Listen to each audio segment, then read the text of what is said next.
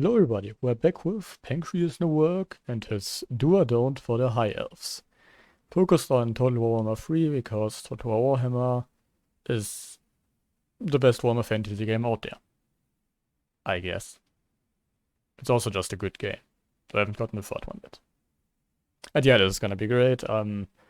Actually, I do know a somewhat fair amount about the elves. A lot more about the fantasy elves than the 40k elves, but this isn't relevant because this is specifically high elves, which are specifically fantasy. So let's do this. This is PancreasNoWork, and it's gonna be amazing.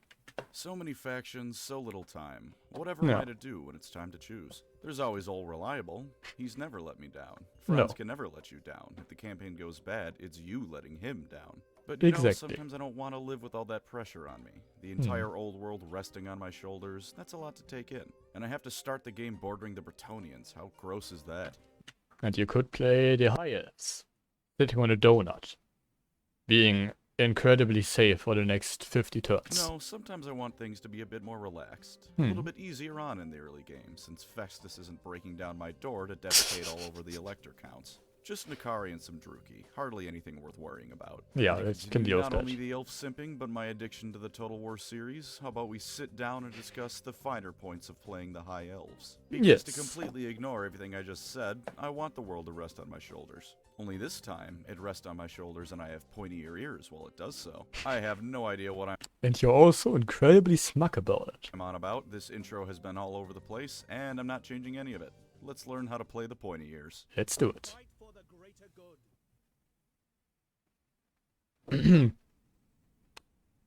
Distant tower noises. The High Elves of Ulthuan, or the Asur, are High Elves, and really that's all there is to it. Pointy ears, they're incredibly good at magic, and indeed good at pretty much everything they set their minds to, because when you can practice something for 300 years straight, you damn well better be an expert. And as is the case with all elves, they're arrogant beyond measure and are on their way to exiting the mortal plane for good. I'm wondering which elf are the most arrogant ones. I don't know if I should call the wood elves as more arrogant or more just clinically insane. That's a good question. I'm gonna ponder on that for a while. Tolkien, where their time has come and they're just leaving, they're instead just having to constantly deal with the world's problems. When the and world's they don't want to. Like this, it's no wonder they're dying out. But by the grace of Asurian, they are not going gentle into that good night. Their history stretches back to the beginning of the Warhammer world. When the old ones first showed up, they started making races to find the best way to combat chaos. The elves were first. They were gifted the paradisical island of Ulthuan. Pretty good, but please consider Slaanesh. To live on, which, interesting fun fact, is more of a land boat because it doesn't stretch to the bottom of the sea. Rather, it floats on the ocean by the power of magic. I did not know that. That's kinda cool. Unfortunately for the old ones, while the elves had a mastery of magic matched only by themselves and their Slann servants, the elves were too fragile and vulnerable to corruption for their liking. Yes. But the old ones weren't one for genocide, ignoring all those races the lizardmen wiped out, whose lore starts and ends with the lizardmen wiped them out. So they let the elves chill on Ulthuan, and that was that. For a while, the elves just lived in paradise. They had armies, sure, but never used them. What was the need, after all? Chaos wasn't here. Well, then they probably wouldn't have armies. Yet. Until suddenly it was, and then they swiftly learned that their armies were actually kinda dog shit. The old ones pissed off and left the planet, and it was up to the elves and lizardmen to fight chaos, them being the only ones capable of doing so at the time. The early Tomb Kings and their gods cleaned up Nehekara, but that was about it. Dwarves probably could help too, but in proper dwarf fashion, they really didn't want to. They're probably just chilling inside their fucking impregnable castles. Closed the doors to the mountains and waited it out. In the center of Ulthuan, the elves created the Vortex to drain away magic from the world so demons would stop showing up every couple of seconds. They also had one particularly interesting individual named Anarian amongst themselves. He made his mark on history by killing demons. While plenty of people in the probably a lot of world them have done such a thing, he was really extra super good at it. It helps that he I grabbed the understand. sword of Cain, because Cain in Warhammer Fantasy has a habit of leaving his shit all over the place and hoping someone picks it up so they can kill elves with it. Between the Vortex and Anarian, the world was saved in a resounding elven victory. And all it cost was millions of lives and the North and South Poles being permanently rendered corrupt by chaos. Lovely. A resounding elven victory. Now, in order to get to the part where I talk about gameplay in this video about a video game, let's speedrun the rest of High Elf history.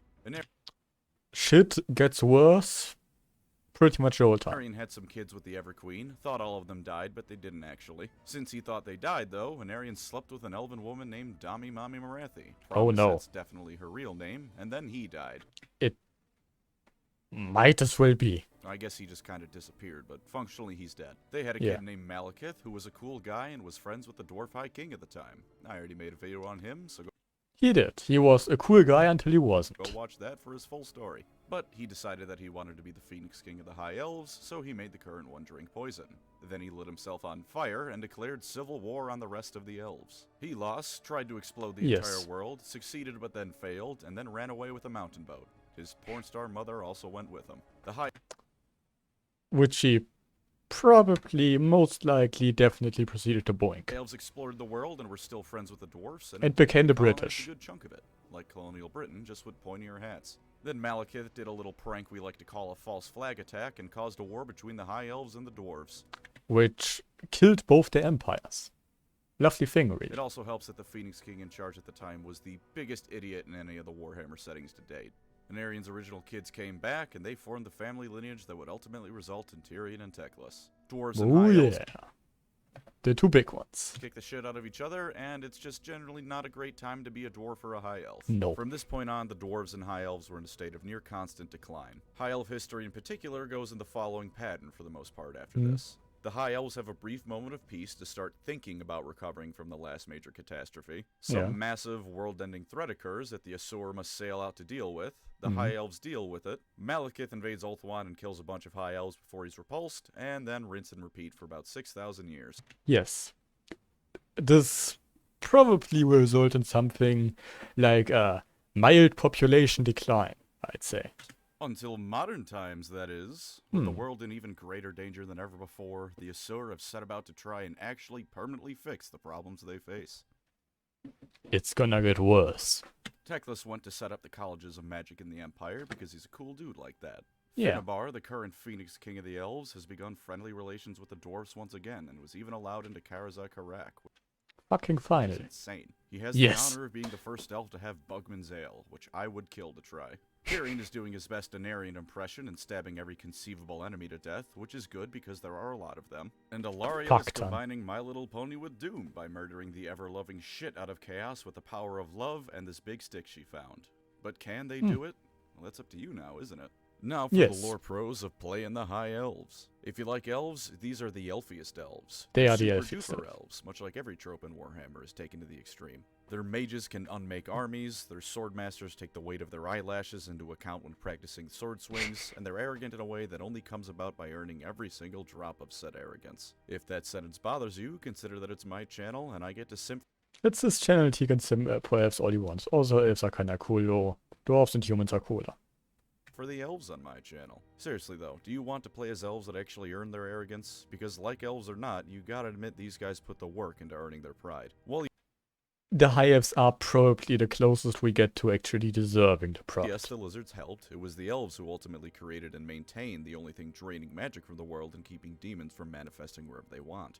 They survived for thousands of years, not only defending against, but outright destroying countless threats to both themselves and the world as a whole. Dragons have chosen them specifically as their best friends for life.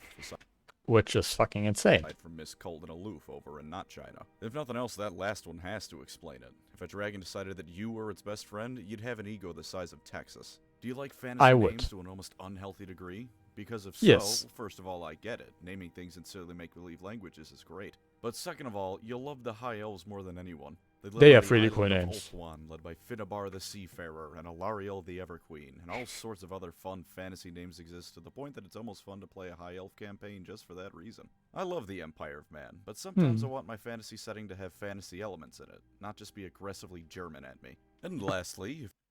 German person here. Trust me, it is worse when you're actually German. If you want to be the good guys, the High Elves are a pretty solid contender for that. Warhammer fantasy is in general a lot more morally black and white. It is a lot more morally. It's more like, these are the good guys. The good guys sometimes on occasion do bad things. Not like 40k where it's like, those are the guys. They eat babies for breakfast. They are better than these guys because they at least don't have fucking factories for baby eating. White than 40k, which is fitting to me with it being a fantasy setting and all. It's fantasy Warhammer, fit better. So yeah, the High Elves do some pretty fucked up stuff from time to time, but at the very least it comes across as either one crazy guy going way too far, or something they really don't want to do but see no other option. Which is different to 40k because a lot of people there are just hateful assholes. Yeah. The High Elves, meanwhile, do their best. 40k is just a big old baby eating contest. Just to fight battles that affect every race, not just their own. They've helped to train humanity and trade with nations all over the world. They saved Bretonia before, although admittedly they That's the worst thing they ever did. Mostly just there to protect a waystone. Of course, with that being said, those waystones exist to keep all of reality from crumbling into the realm of chaos, so once again, their efforts are frequently the only thing keeping the world from ending. If you like playing as the good guys, can't do much better than the High Elves. They are probably the guys. Their primary colors are red, white, and blue, of course. That is also the standard good guy aesthetic, I guess. They're the good guys. No country with red, white, and blue on their flag has ever done anything wrong. Oh no. Well, I let everyone think on that wonder of a sentence. Let's talk about... You have 3 seconds to figure it out, then I'll tell you. Okay. Those are the colors of the German flag. The rest you can figure out yourself. The pros of the High Elves in gameplay terms. For archers. And being rich is shit. Starting positions, you've got the whole spectrum of difficulty when starting out, depending on how sweaty you're feeling. Alarielle is my personal favorite, and probably the easiest. Yeah, she's got to deal with both Nakari and Dark Elves who are potentially wielding the Sword of Cain, but they can only come from one direction, and it's still pretty simple to handle that. Never played her, but their starting location is pretty chill. She probably is. Tyrion has to, like, he takes longer to actually take out the enemies. Just win an ambush battle in front of the gate and you'll probably be fine going forward, at least in the early game.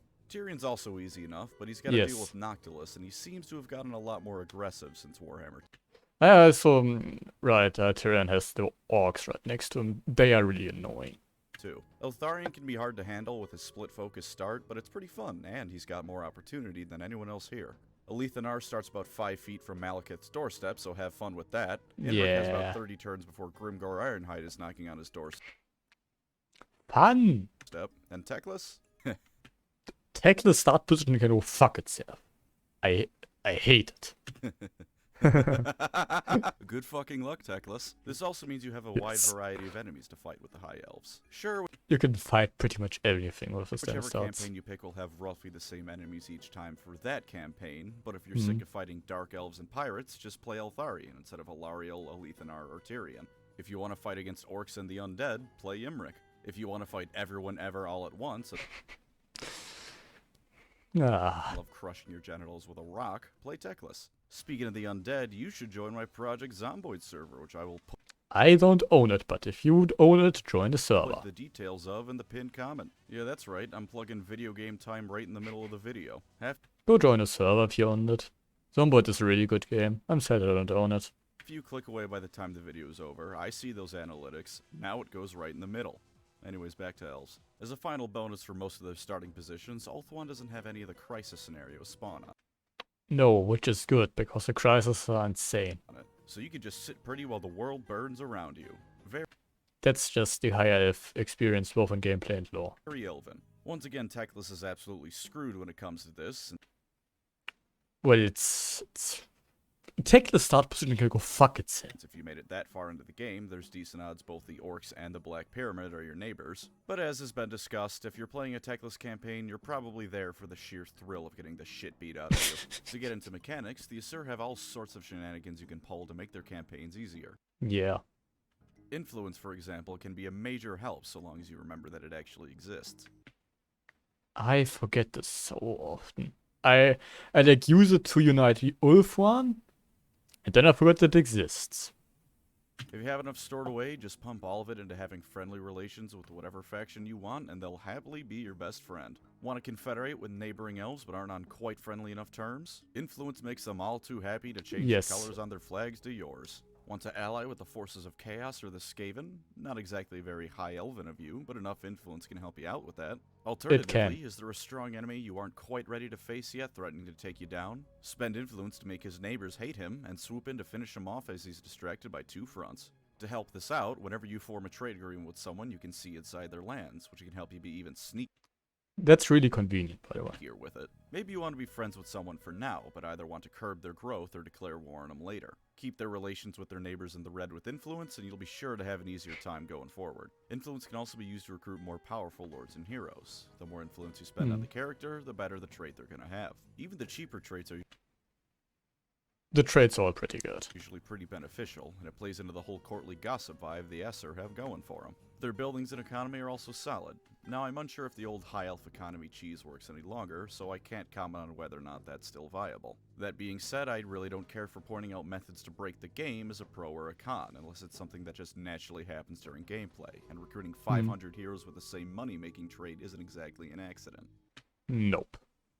It really is. What I do know is that their main money-making building is solid and produces tradable resources. Their entertainment buildings also make money, and they have ways of boosting the income of both those and ports with other buildings. The income is really good. You live on an island, and the first few provinces you have outside of Ulthuan are probably going to be on the coast. You're not exactly short on ports. Once your economy gets rolling, it's probably not going to falter, short of either losing in...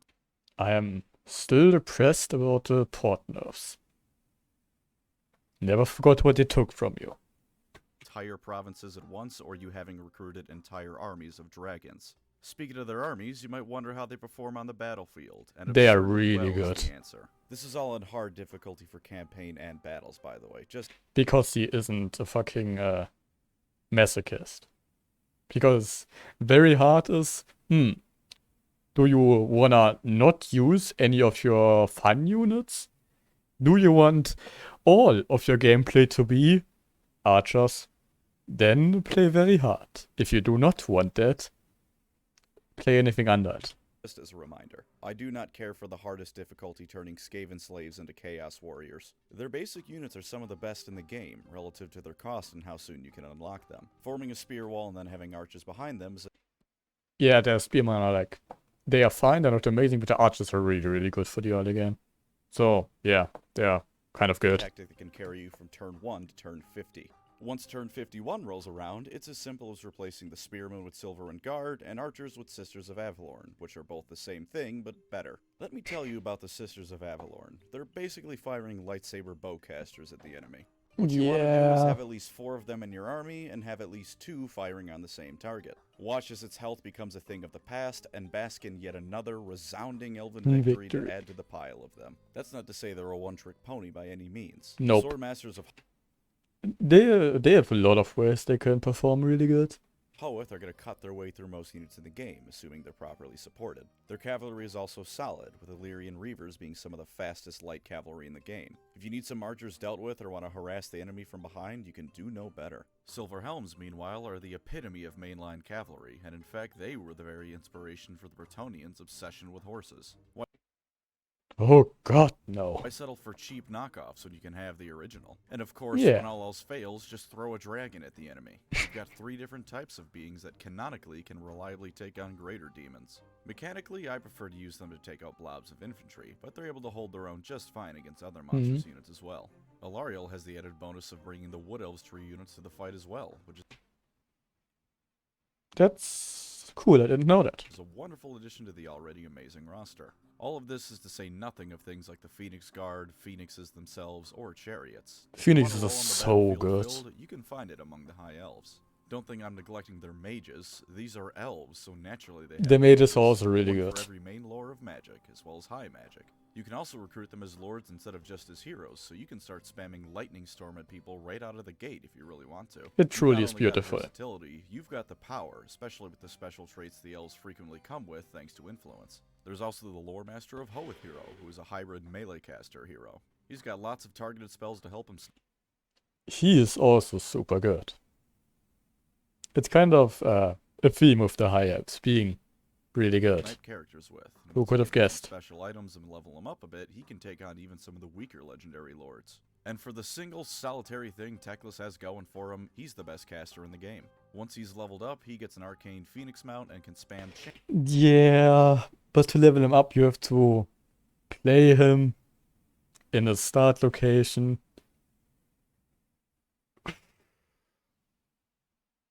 Not worth it. Lightning and anything that pisses him off. He gets the passive skill from every single mainline lore of magic, spells from each, and in general, he's not going to be losing the magical game against any other army. Nope. Even Mazdamundi and Lord Croak don't offer the same level of magical BS that Teclis does. Which is really lore inaccurate, but... You know, Teclis needs something. Alarielle also has a great magical game, but hers mostly revolves around the lore of life and being one of the best healers there is. Very useful, but not as fun to talk about as Teclis deciding the entire enemy front line needs to be on fire. And really, the best thing I can say about the Asur's military is that when everything is working in tandem, there's not a whole lot other armies can do to keep you down. Nope. When your melee troops keep the enemies occupied while you're... If it works, it just works. I had one of my favorite battles in the whole game, with the Elves actually. Range units and mages tearing in them from behind, while the cavalry and dragons keep the enemy range units... No, I'm not gonna elaborate, because then I need to think with incredible sadness that I lost the replay. In check, the High Elves may as well be unbeatable. Their ancient war machine is unparalleled by anyone else once it's ready to go, so if you like playing the long game and armies where everything can nicely click together, these guys are definitely the choice for you. Of note is that their legendary lords are absolutely spectacular. Tyrion beats the shit out of anything they are some of the best in the game. That looks at him funny, and once he's on his mount, he goes from a melee beatstick to a heat-seeking missile. Teclis and Alarielle, as I've said, are mages extraordinaire, and while I rarely play Imric, he's got a dragon mount. That alone makes him stand out, so he's hardly a bad choice, even if the units he buffs are rather expensive. Alethanar and his Shadow Clones aren't my preferred lord, but if you pick him as your faction leader, he gets his unique units available to recruit, which are frankly disgusting to watch do their thing. And lastly, Eltharion the Grim. The smooth brain take on Eltharion is that since he's a melee caster hybrid, he's a shit mage and a shit melee fighter. The correct take on Eltharion is that he's going to beat any dedicated mage in a 1v1, and since he gets a griffin mount, you can just fly away from any melee lord too dangerous to take on and blast his army with spells. Yes.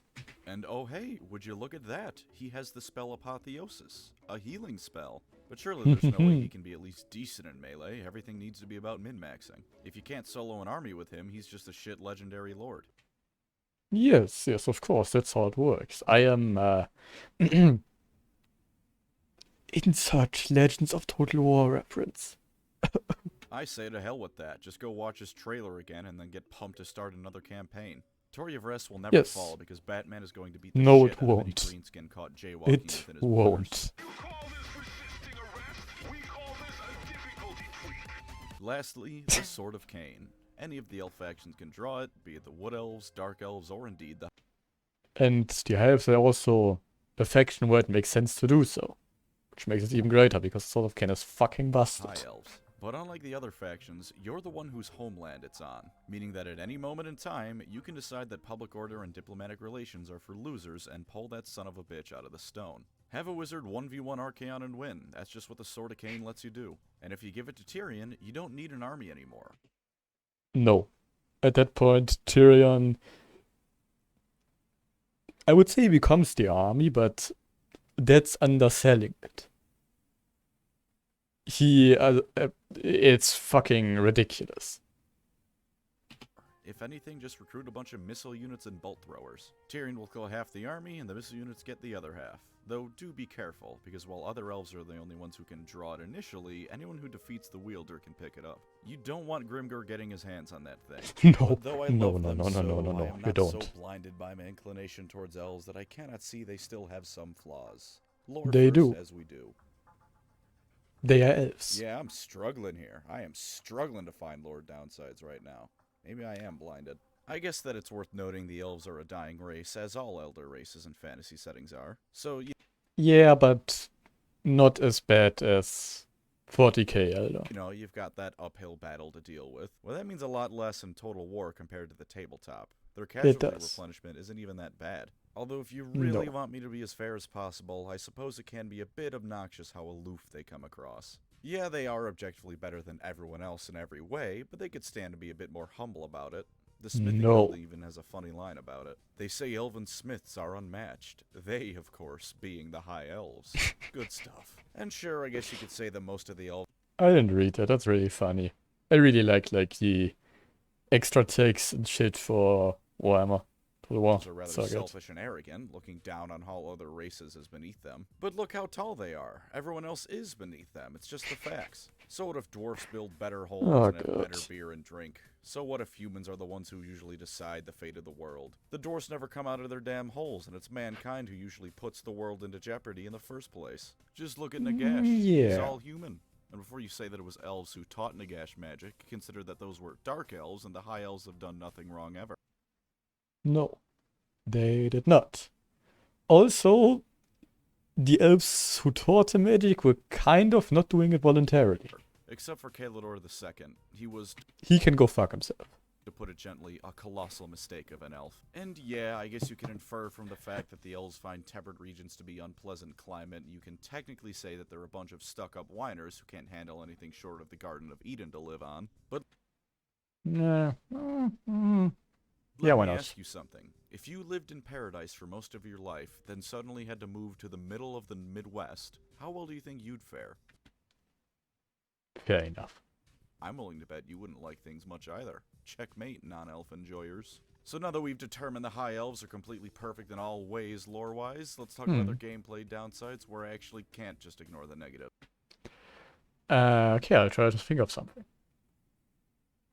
If you don't pay attention and go like towards the direction of Bretonnia, you might have that fun moment where Malekith shows up and you suddenly realize that you are gigantically screwed because none of your armies are in Ulthuan and 20 Dark Elf armies just showed up on your shore.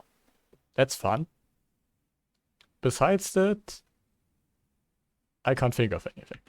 First off, Ulthuan itself. It is isolated on account of it being in the middle of the Atlantic Ocean, which means threats take a while to come to you, and you'll see... And you will take a while to get to the threats, I guess. Most of them coming at least a few turns in advance. The flip side of this is that it takes your armies several turns to get anywhere once you've secured the homeland. This is something that will haunt you well into the game, because even once you have a solid hold outside of Ulthuan, it'll take some time for those places to properly grow into their own major settlements. Even as you're expanding, this means that for some time, Ulthuan will still be where all your armies come from, and it'll take a while for reinforcements to properly make it to the front lines. And given that you're in the center of the world, it means that you'll have threats. And yeah, if anything wants to go anywhere, it's probably going to go past Ulthuan. On all sides eventually. Now, in all fairness, a lot of the people surrounding you are, if not your best friends, then people you can at least form some non-aggression pacts with. That is also true. The kind of neighbor I'd want to have, but he usually stays in Lustria for a while. But if you don't make sure to get the ball rolling reasonably quickly with expansion, Malekith and the forces of chaos are going to be beating down your door from multiple different angles. They will. If you don't have at least one province in Nagaroth by the mid-game, because otherwise it's going to be a game of constant defense against invaders. That is to say nothing of Imrik, who gets to share his space with Grimgor, the Chaos Dwarfs, He gets to share space with everybody. There isn't anybody who isn't in the same place as Imrik. And more. And Teclis, of course, but him being surrounded by people who hate him is just a given at this point. Also, you know how I said the high elf economy is solid? I might have told a slight fib. Because while your economy is good in a vacuum, it's also feeding the hungriest military-industrial complex in the world. Your units... That is true. Your army is expensive as shit. Are very expensive to maintain and recruit. Your standard spearmen might be able to outfight the empires every single time, but they're also several hundred more gold to purchase. To top it off, your buildings cost an ungodly amount. Oh yeah, they're ridiculous actually. A pretty penny as well. It doesn't get any better as you march up the unit tree, with new units naturally costing much more. Dragons aren't cheap, you know, but God only knows why from a lore perspective. My guess they eat a lot of food. Is that their upkeep is for the massive amount of food you need to keep them fed, but for all I know the dragons could just be demanding all that gold to pump it into shitcoins or something. Influence can also be a tricky thing to get. The most reliable way to get it is with the High Elf Noble hero. His settlement action is gaining influence, rather than sabotaging walls or just butchering people. The issue is that you don't get a whole lot at once. If you aren't playing as a Lariel who reduces the cost of influence, it won't even be enough for a single relations action, especially since the more you use it to mess with people's opinions, the more it costs. Otherwise, it's up to one of two things to get influence. One is winning a battle and choosing the option to get influence and money, which I don't do that often. Fair is usually the option I go with. I say this is less reliable than the hero because it's easy to say just win a battle until 10 doom stacks show up outside your front door. 2 is good old random events, and the options to gain influence result in a penalty, such as a public order reduction, trade income reduction, or just flat out costing you some cash. I find these events really annoying. Well, there are flip side events where you spend influence for a positive result. Now, I don't dislike this, but it's still a con to keep in mind, since if you don't have any influence, you can find yourself forced to take on penalties, since the beneficial options require a resource you don't have. Compounding on this is that while spending influence on lords and heroes gives you a good trait, spending no influence gives them a negative one. So if you want to expand your armies with lords who don't suck, sooner or later you're going to have to dip into the influence pool. If you're like me and don't spend influence too often, this isn't an issue, but if you frequently use it to... I'm in that camp, but I suppose if you use it a lot, it's really annoying. Talk about with the relations and buying powerful lords, you might find yourself disliking the system to some extent. It's not crippling by any means, but it's something to always keep in mind if you want to avoid drawbacks. Now onto their battlefield downsides. Let's start small. Martial Valor. It's an ability all the High Elves have, giving them some small buffs as long as their health is above a certain percentage. There's even a better version for more higher tier units. The issue here, as you can no doubt imagine, is that if you drop below that percentage of health, they lose the buff. So if you're losing badly enough to get to this point, odds are pretty good you're gonna be losing harder. Then not only are you going to keep losing, but it's gonna be a pretty rapid downward spiral going forward. Second minor flaw, they're pretty lacking in the artillery department. It's just the bolt thrower. Now it's not... Bolt throwers are good, but it's also the only artillery. Which kind of sucks, but, you know, bolt throwers are also good. Not bad per se, but it's also not great. I like it because it's pretty damn good against light armored chaff, and if you point enough of them at a monster, it dies reasonably quickly, but it's not exactly a Hellstorm rocket battery or great cannon. Being charitable, it's a testament to elven skill and ingenuity that it still holds up at all on modern battlefields. Being less charitable, the elves are stuck about 2,000 years in the past, and this is the fantasy artillery equivalent of the Maginot Line. So out of all the things you can rely on... What? That joke didn't make any sense. Please explain it to me. For the High Elves, your artillery shouldn't be one of them. I still personally like to keep a couple in each of my armies, but that's because I'm allergic to offensive gameplay in a strategy game. I should really get around to the dwarves one of these days.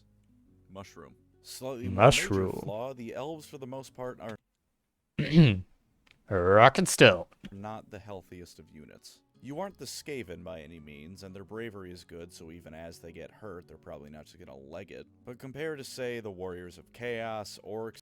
Well, the Warriors of Chaos are absolutely insane. ...and Nurgle, you do not have a wealth of either hit points or armor. You gotta make sure to keep up with the damage output, otherwise you're gonna be in deep shit. Or just laser everyone with the Sisters of Avalorn before they can even come close to you. Don't need to worry about outlasting corpses. That's the most effective way to do it. I said if you like the long game, you'll enjoy them. Well, the High Elves are certainly playing the long game. Between the isolation of Ulthuan and the cost of their buildings, you're going to be pretty deep into the game by the time your armies are at the full potential they can have. Early on, it's spearmen and archers as far as the eye can see. Hell, with the Lothern Sea Guard, you can make those two units one and the same. Aside from the obvious problem of if there's an enemy spearmen and archers can't handle, you're pretty fucked, it can also just get kinda boring waiting so long before you get actually interesting units. This isn't strictly speaking a problem completely unique to the High Elves. I mean, guess the dwarves, half their roster is different flavors of dude in heavy armor who sits in front of a cannon. I thought it was dude in heavy armor with an axe and shield. And sure, the basic High Elf military building also has upgraded spearmen and archers in it, but that's not exactly switching the battlefield roles of your army. It's just upgrading an already filled slot. Plus, it can be a bit monotonous pumping out the same units every time, whereas factions like the Empire can specialize in either infantry, cavalry, or range units by the time their settlements are at Tier 3. The fact that you can get to the late game with a beginning army is admittedly a pro all on its own, but variety is the spice of life and all that, you know? Compounding on this is that some units in the High Elf roster are a bit underwhelming. White Lions of Krace are like the Sword Masters of Hoeth, but worse. Yes. The only time I ever use them is with an army led by Alistar or Corhill of note only being in the game through mods. Dragon Princes are great cavalry, but also highly expensive, to the point that pound for pound you should probably just go with the Silver Helms instead. And my final complaint is that the Elves have a ton of unique units available to them in the most annoying way possible. Eltharion has his special Yvresse troops that are all the collective... Yeah, it's a lot of like, this faction has these units, this faction has this units. I think it might do that, like, the faction that does it the most in the game, actually. I can't think of anybody else that does it that much. Robin to his Batman, Alariel has the Tree Folk, and the Sweet Life of Alethanar has his Elven Night Lords. Unfortunately, you only get any of those units if you're playing as their respective faction leaders. Which, aside from meaning you can only ever reliably recruit one of them in a given playthrough, it also means that if you're playing Tyrion, Imric, or Teclis, you get to eat dick. No special units for you. And that really bothers me. I think I get what they're doing with it. It keeps the High Elven roster as a whole from becoming either too bloated or too overpowered. But it's annoying being told I have all these toys, but I can only play with one of them at a time, especially since Daniel over in the Chaos Waste has access to the... Well... yeah. Well, Daniel really needs it. So I think it's fine.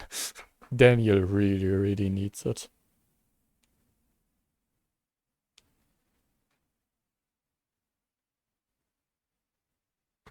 Entire Demons roster. But really, if those are the biggest criticisms I have of the High Elves, I think they're doing fine. And if it's they are like doing the fine. section was a lot less substantial than the Pro section, there isn't that much to say about them. That's because it is. I of course stand by what I said about them being entirely perfect from the point of view of lore. Just please ignore all the vanity and the pleasure cults and the pulling of the Sword of Cain. Just ignore that real big thing right there, please. But from a gameplay perspective, I have very little to truly complain about. They have a powerful military and their economy is easy to handle, even if both can be a bit hard to get rolling early on. Their homeland is perhaps the easiest one to secure in the game, even if now and then you lose a city to some random horde who decided to pay you a visit. When I play High Elves, I rarely struggle much, to the point that depending on early game randomness and who attacks who, it's pretty much guaranteed I'm going to roll over the Dark Elves once I'm ready to leave Ulthuan. And when the only way you're able to be stopped is if the AI decides to swarm you from turn 3 onwards, you're probably playing a fine faction. Genuinely, the biggest reason to avoid them is if you just... They are probably the most, like... not the strongest faction in the game, but the most consistently good faction in the game. Don't like elves. And if you don't like elves, then I don't know why you clicked on a video about the High Elves. Am I biased in this matter? Yes. Oh, absolutely, 110%. But that's just how it is. The guy who likes elves thinks elves are incredibly strong and can't find much to criticize.